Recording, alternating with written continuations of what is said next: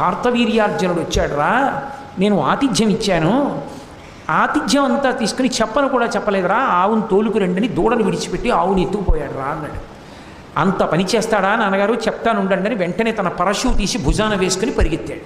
పరశువుతోటి ఆయన ధనుష్టంకారం చేసి బాణ పరంపరలతోటి ఈ మొత్తం సైన్యాన్ని పడగొట్టి ఒక్క దూకి తన యొక్క పరశువుతో కార్తవీర్యార్జునుడి 1000 చేతులు నరికేశాడు. కార్తవీర్యార్జునుడు చచ్చిపోయాడు. తిరిగి వచ్చాడు తండ్రి దగ్గరికి ఆవును తీసుకుని. భూమిని ఏలేటటువంటి రాజుని చంపావు కాబట్టి తత్పాప పరిహారార్థం తీర్థయాత్రలు చేసి రమ్మన్నాడు.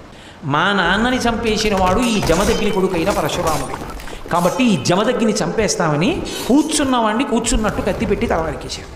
నేను లేనప్పుడు దొంగ దెబ్బ తీసి నా తండ్రిని చంపారు.